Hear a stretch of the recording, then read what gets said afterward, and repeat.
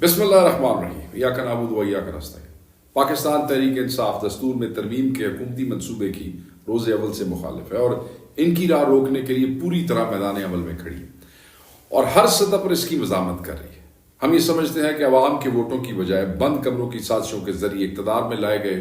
سیاسی یتیموں کے حاکم گروہ کے پاس تو پارلیمنٹ میں باعزت انداز میں داخلے کا کوئی جواز ہی نہیں، اور دوسرا اوپر سے یہ حکومت بھی کرنا چاہتے ہیں اور پھر آئین کو مسخ کرنے کے منصوبے بھی بنائیں۔ قانون سازی اور دستور میں ترمیم کا حق صرف اور صرف عوام کے منتخب نمائندوں ہی کے لیے خاص ہے،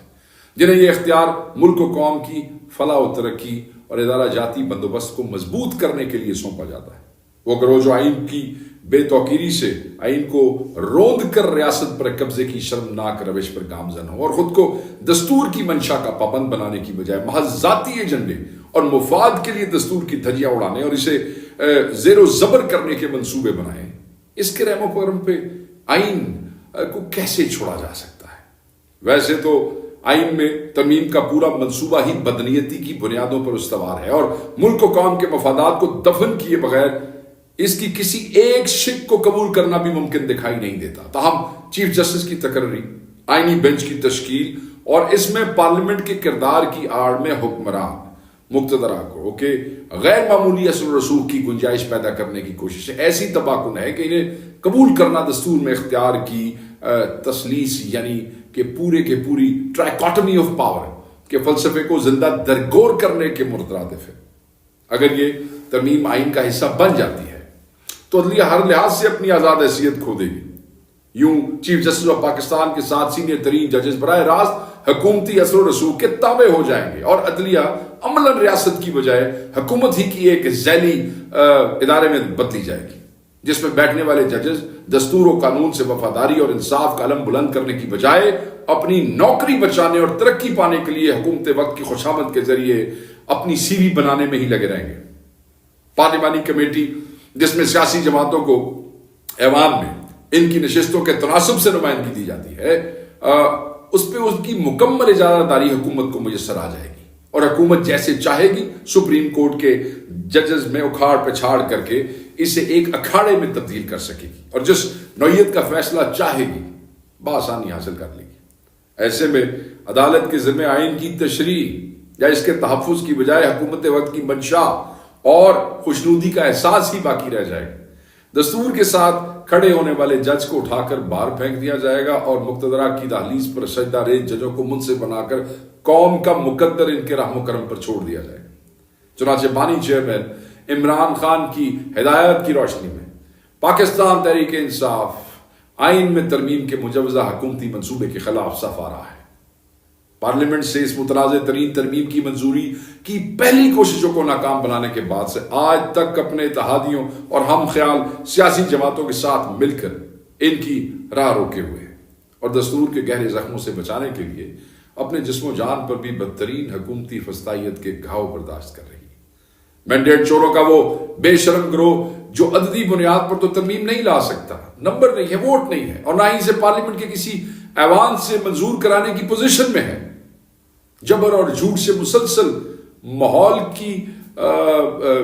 جو ماحول بنانے کی کوششوں میں مصروف ہیں وہ نہیں بنا سکتے ہیں۔ پاکستان تحریک انصاف کی پوزیشن بالکل واضح ہے کہ پارلیمنٹری کمیٹی کے اجلاس میں تحریک انصاف وہ جو اسپیشل کمیٹی بنی ہے میں اس کی بات کر رہا ہوں، جس کا اصل مقصد تو جو نقاب پوشوں نے اٹھائے تھے اس میٹر کو دیکھنا تھا۔ تحریک انصاف نے ہرگز ترامیم کے کسی مسودے کی منظوری نہ دی ہے نہ دی تھی۔ حکمران اتحاد کے ہاں میں کسی قسم کی ہاں بھی آج تک نہیں ملائی۔ حزب اختلاف کی سطح پر ہمارے دیگر جماعتوں خصوصاً جمعیت علماء اسلام کے ساتھ جاری مشاورتی عمل کے نتیجے میں مولانا فضل الرحمان صاحب کی جانب سے ہمیں ترامیم کا ایک مسودہ موصول ہوا ہے جس کا ہم تفصیل سے جائزہ لے رہے ہیں۔ اس پر بھی ہم نے اور اس وقت بھی ایک میٹنگ جاری ہے ان کے ساتھ، اس پر بھی ہم نے اپنے رد عمل کو تاحال حتمی شکل نہیں دی ہے۔ ہمارے ذمہ داران اس معاملے پر اب تک ہونے والی پیش رب سے بانی چیئرمین عمران خان صاحب کو آگاہ کریں گے اور ان کی ہدایات کی روشنی میں اپنا رد عمل بھی دیں گے اور آئندہ کا لائے عمل بھی قوم کے سامنے رکھیں گے۔ مینڈیٹ چوروں اور ان کے گماشتے بیانیہ سازی اور پروپیگنڈے کی اپنی لت ضرور پوری کریں گے، مگر شہر شہر کریا کریا جبر و فسطائیت کو پیروں کی ٹھوکر پر رکھ کر اس دستور کش منصوبے کے خلاف اٹھنے والی عوامی آوازوں کو بھی ضرور سن لیں۔ ارکان پارلیمنٹ کے اہل خانہ کو ننگی بدماشی اور فسطائیت کا نشانہ بنا کر، تجوریوں کے منہ کھول کر بندے پورے کرنے کی کوششوں میں ناکامی کی طرح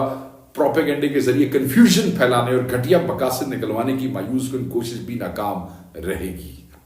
تمام کوششیں ناکام ہو جائیں گی۔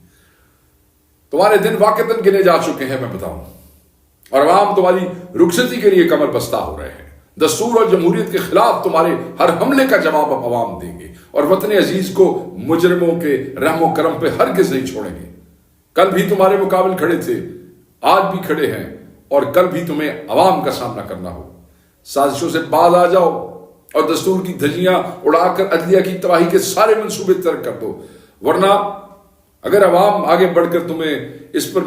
وہ مجبور نہیں کریں گے، بلکہ تمہارے ایک ایک جرم کا حساب بھی تم سے لیں گے۔ بس میں اسی پہ اختتام کروں گا۔ کھڑے رہیے اور دعا کیجئے کہ اللہ تعالیٰ عمران خان صاحب کی جلد رہائی ممکن کر سکے اور ہم اس